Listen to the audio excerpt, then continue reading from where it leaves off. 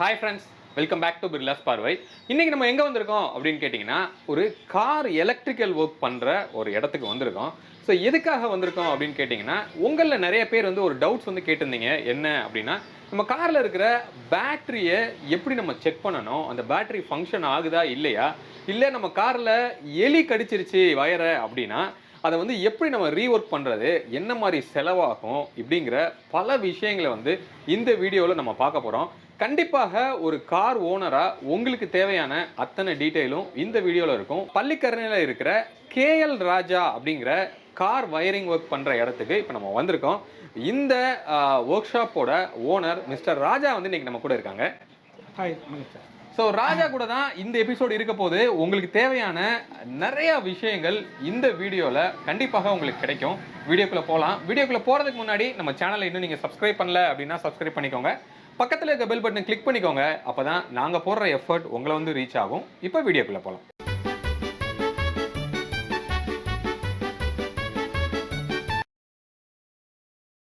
Sir, இப்போது நிறைய பேர் நம்ம சேனலோட சப்ஸ்கிரைபரும் சரி, நிறைய கார் ஓனர்ஸ்க்கு இருக்கிற ஒரு பெரிய ப்ராப்ளம் வந்து இந்த எலி கடிக்கிற விஷயம். கண்டிப்பாக.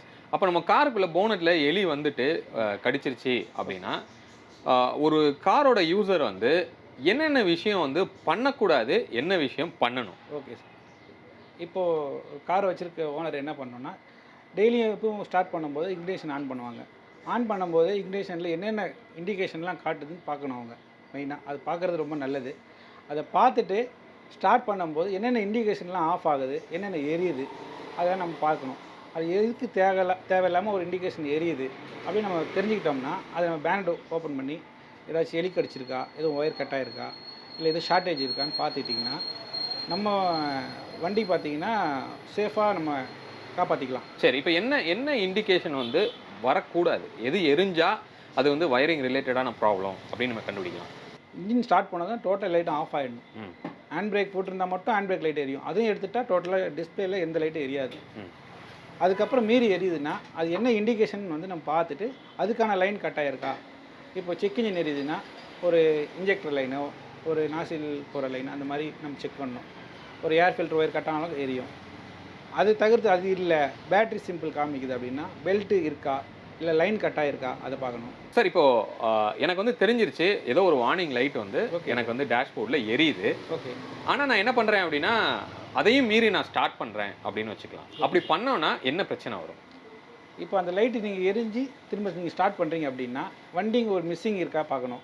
மிஸ்ஸிங் இருக்கும். சில வண்டி பார்த்தீங்கன்னா கியர் போட்டு மூவ் பண்ணும்போது இடிச்சு போகும். அப்போ பேனட் ஓப்பன் பண்ணி எதுக்கான ஒயர் கட் ஆகிருக்கு நீங்கள் பார்த்துட்டு அந்த ஒயர் முடிஞ்ச அளவுக்கு ஒன்று ஷார்ட்டேஜ் இல்லாமல் தள்ளி விட்டுட்டு நீங்கள் ஒரு ஒர்க் ஷாப்பில் போய்ட்டு அது என்ன சால்ட்ரிங் பண்ணணுமோ இல்லை ஜாக் கனெக்ட் பண்ணணுமோ அதை பண்ணிட்டீங்கன்னா நம்ம வண்டிக்கு சேஃபாக இருக்கும். அதுமாரி நீங்கள் பண்ணிங்கன்னா அது தவிர்த்து ஈஸியும் ப்ராப்ளம் வரதுக்கு வாய்ப்பு இருக்குது. இப்போ உங்கள் முன்னாடி வந்து ஒரு ஐ திங்க் டவேரா வெஹிக்கிள்னு நினைக்கிறேன். ஆமாம் சார். ஏதோ ஒரு எலக்ட்ரிக்கல் ஒர்க் வந்து பண்ணிட்டு இருக்கீங்க. கண்டிப்பாக. அதில் என்ன பிரச்சனை, என்ன ஒர்க் பண்ணுறீங்க? இப்போ இதுவும் அதே பிரச்சனை தான் சார். இப்போ இந்த வண்டியில் பார்த்தீங்கன்னா எனக்கு கஸ்டமர் எடுத்து விட்டாங்க.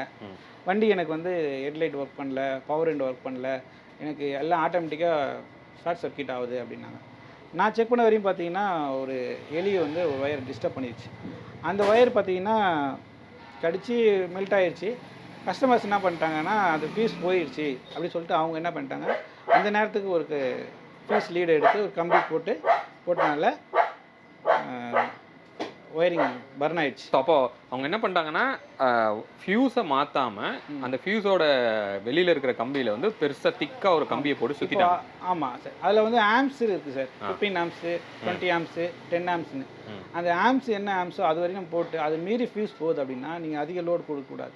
அது கம்பி போடுறதோ இல்லை நம்ம ஒரு ஒயர் ஜாயின் பண்ணுறதோ பண்ணக்கூடாது. பண்ணிங்கன்னா ஒயரிங்க்கு சேஃப் இல்லை, ஒயர் ஃபயரிங் ஆகிறதுக்கும் வாய்ப்பு இருக்குது, நிறைய ப்ராப்ளம் வரும்.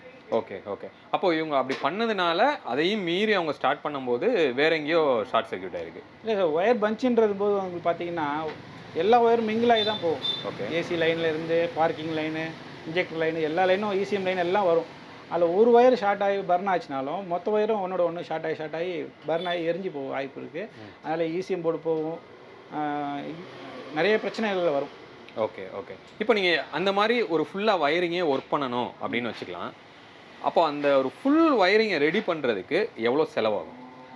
இது ஃபுல் ஒயரிங் பஞ்சு அப்படியே எரிஞ்சு கண்டமாயிடுச்சுன்னா முடிஞ்ச அளவுக்கு ஒரு வேறு வாங்கி போட பார்ப்போம்.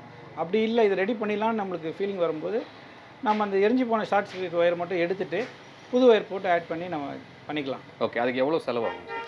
அது வெஹிக்கிள் பொறுத்து ஒயரிங் பர்ன் ஆனதை பொறுத்து தான் நம்ம சொல்ல முடியும். அதாவது ஒரு சில வண்டி பார்த்திங்கன்னா டேஷ்போர்டு உள்ளே ஆகலாம், ஒரு சில வண்டி இன்ஜினுக்குள்ளே ஆகலாம், ஒரு சில வண்டி ரியரில் போகிற ஒயரிங் ஆகலாம். அது என்ன மாதிரி ஒயரிங் நம்ம பார்த்தா தான் நம்ம கெஸ் பண்ணி நம்ம பண்ண முடியும். ஆனால் கம்பெனிக்கு போனீங்கன்னா எங்களை மாதிரி பிரித்து பண்ண மாட்டாங்க. உங்கள் பஞ்சு மாற்றணும் ஒரு 80,000 70,000 ஆகும் சொல்லுவாங்க. நாங்கள் அந்தளவுக்கு பண்ண மாட்டோம்.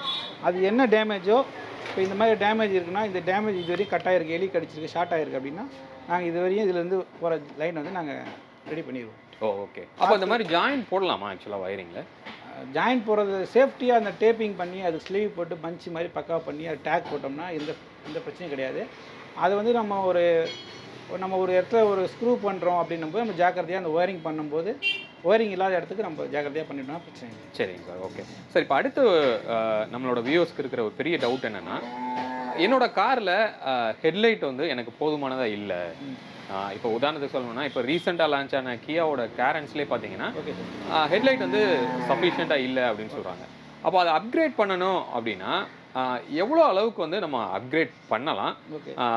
அது வந்து வாரண்டியில் எந்த அளவுக்கு அது பாதிக்கும் அப்படிங்கிற பற்றி சொல்லுங்கள்.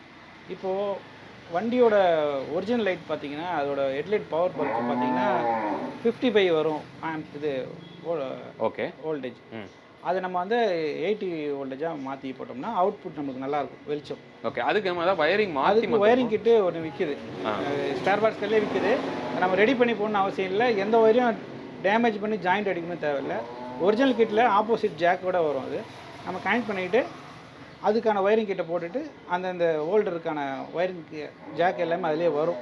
நம்ம எதையும் சிவி கட் பண்ணி டேப் அடிக்கணும், ஒரிஜினலை டிஸ்டர்ப் பண்ணணும் அவசியமே இல்லை. இப்போ என்னோட வண்டியில் ஹாலஜன் இருக்குது அப்படின்னு வச்சுக்கலாம். இப்போ நம்ம வந்து ஒரு எல்இடியை மாற்றுறோம் அப்படின்னு வச்சுக்கோங்க. அது பண்ணணுன்னாலும் நம்ம வந்து வயரிங் கிட் கம்ப்ளீட்டாக மாற்றணுமா? அதோட ப்ரொசீஜர் என்ன? எல்இடிக்கு பார்த்தீங்கன்னா ஒயரிங் கிட் மாற்றுறதுக்கு அவசியம் இல்லை. ஏன்னா அது ஆம்ஸ் கொஞ்சம் கம்மியாக தான் இழுக்கும். இது ஹாலஜன் போட்டிங்கன்னா ஒயரிங் கிட் கண்டிப்பாக போட்டே ஆகணும். எனக்கு சேஃப் பார்த்தீங்கன்னா நம்மளுக்கு ஹாலஜன் தான். எல்இடி வந்து ஒரு லுக்கு இருக்கும், ஆனால் சேஃப் கிடையாது. சார், இப்போது காரோட பேட்ரி, ஓகே, ஒரு கார் பேட்ரி வந்து எப்படி வந்து நம்ம மெயின்டைன் பண்ணணும்? அந்த பேட்ரி வந்து எவ்வளோ வருஷத்துக்கு ஆக்சுவலாக வரும் ஒரு கார் பேட்ரி? இப்போ புது கார் வாங்கினாங்கன்னா அதோட பேட்ரி லைஃப் பார்த்தீங்கன்னா ஒரு அதிகபட்சம் ஒரு 3 இயர்ஸ். ஓகே. அதுக்கு மீறி வருதுன்னா அது கொஞ்சம் லக்குன்னு நினச்சிக்கலாம். ஓகே. அப்படி 3 வருஷத்துக்குள்ளே வரும். அது மேலே நம்ம எதிர்பார்க்குறது கொஞ்சம் வேஸ்ட்டு தான். அதுக்கப்புறம் பேட்ரி நம்ம புதுசாக போட போகிறோம், இல்லை அதே பேட்ரி நம்ம கொஞ்ச நாள் வரணும் அப்படின்னா, இப்போ வந்து ஷீல்டு பேட்ரி வந்துச்சுன்னா நம்ம வந்து மெயின்டைன் பண்ண முடியாது. இதே ஓப்பன் டிஸ்டில் வாட்டர் ஊற்றுற பேட்டரியாக இருந்ததுன்னா நம்ம பண்ணலாம். இப்போ இது வந்து மெயின்டெனன்ஸ் பேட்ரி சார். இந்த மெயின்டெனன்ஸ் பேட்ரி பார்த்திங்கன்னா இந்த மாதிரி 6 செல்லு வரும். இது ஓப்பன் பண்ணால் 3 இருக்கும். இது வந்து மெயின்டெனன்ஸ் பேட்டரி. டிஸ்டில் வாட்டர் நம்ம செக் பண்ணிகிட்டே இருந்தோம்னா லைஃப் அதிகமாக வரும். இது நம்ம ஒரு செல்லில் கம்மியாக இருந்தாலும் நம்ம வந்து மெயின்டெனன்ஸ் போயிடுச்சுன்னா நம்ம பேட்டரி ஸ்க்ராப் தான். இது நம்ம வேஸ்ட் தான். இப்போ இது ஷீல்டு பேட்டரி, இது மெயின்டைன் பண்ண முடியாது. இது வர லைஃப் வரையும் தான். அதுக்கப்புறம் நம்ம இதையும் தூக்கி தான் போடணும். இது கம்பேர் பண்ணாலும் இது கொஞ்சம் பெஸ்ட்டு தான் சார். இப்போது காரோட பேட்ரி, ஓகே சார், நான் ஒரு யூஸராக இப்போ நான் கார் வச்சுருக்கிறேன். Okay sir. எனக்கு வந்து வண்டி ஸ்டார்ட் ஆகலை. ஓகே. அப்போ பேட்ரி வந்து போயிருச்சா இல்லை அதை சார்ஜ் போட முடியுமா அப்படிங்கிறத நம்ம எப்படி கண்டுபிடிக்கிறது? இப்போ உங்ககிட்ட ஒரு மல்டிமீட்டர் இருக்குது அப்படின்னா நீங்கள் டோல் வோல்டேஜ் செக் பண்ணுற பாயிண்டில் வச்சுட்டு நீங்கள் மீட்டரை வந்து ஆன் பண்ணிவிட்டு நீங்கள் இந்த மாதிரி வோல்டேஜ் வச்சிங்கன்னா இதில் வந்து வோல்டேஜ் காமிக்கும் சார். இந்த வோல்டேஜ் உங்களுக்கு காமிச்சது அப்படின்னா பேட்ரி ஓகே அப்படின்னு நம்ம எடுத்துக்கலாம். இல்லை இது வந்து 8 வோல்டேஜ் 9 வோல்டேஜ் காமிச்சுன்னா நம்ம சார்ஜ் போட்டு பார்த்துட்டு அதுக்கப்புறம் நம்ம கன்ஃபார்ம் பண்ணிட்டா தான் சார் தெரியும்.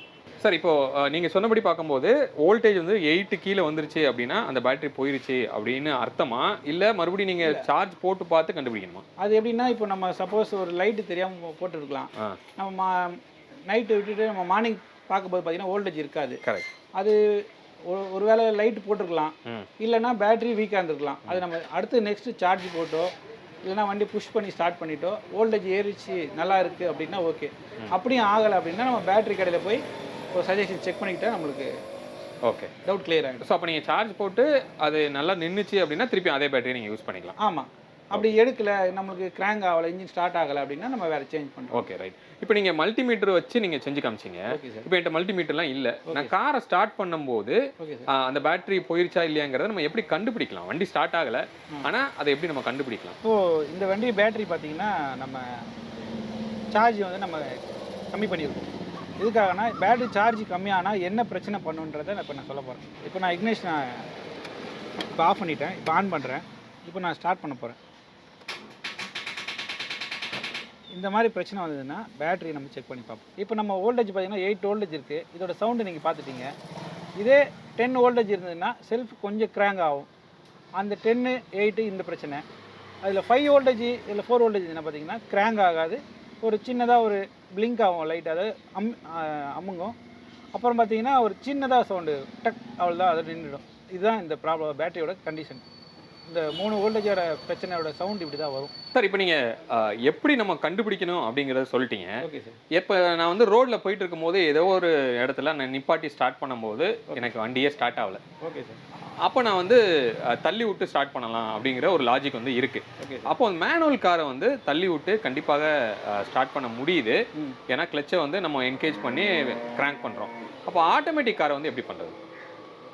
இப்போ மேனுவல் காருக்கும் ஆட்டோமேட்டிக்னா பார்த்தீங்கன்னா, இப்போ மேனுவல் கார் வந்து நம்ம பேட்டரி டவுன் ஆகிடுச்சு அப்படின்னும் போது 40% கியர் செகண்ட் கியர் போட்டு ஒரு 2 பேர் புஷ் பண்ணும்போது நம்ம கிராங்க் பண்ணும்போது சடனாக ஸ்டார்ட் ஆகிறதுக்கு வாய்ப்பு 100% இருக்குது, 100% இருக்குது. அதுவே பார்த்தீங்கன்னா இப்போ ஆட்டோமேட்டிக்கில் பார்த்தீங்கன்னா அது வந்து ஃபுல்லாகவே கியர் பாக்ஸ் வந்து எலக்ட்ரானிக் கியர் பாக்ஸ், நம்ம கிளச்சி வராது. அப்போ நம்ம ஃபுல் ஸ்டார்ட் பண்ணவோ கஷ்டம், முடியவே முடியாது. அது அந்த டைமில் என்ன பண்ணணும், பேட்டரி வீக் அந்த பேட்டரி பார்க்கணும், செல்ஃப் ஸ்டார்ட் பண்ணுறது அது பார்த்தா தான் நம்ம பண்ண முடியும். இது மேனுவலுக்கும் இல்லை ஆட்டோமேட்டிக்கும் உள்ள வித்தியாசம் இதுதான்.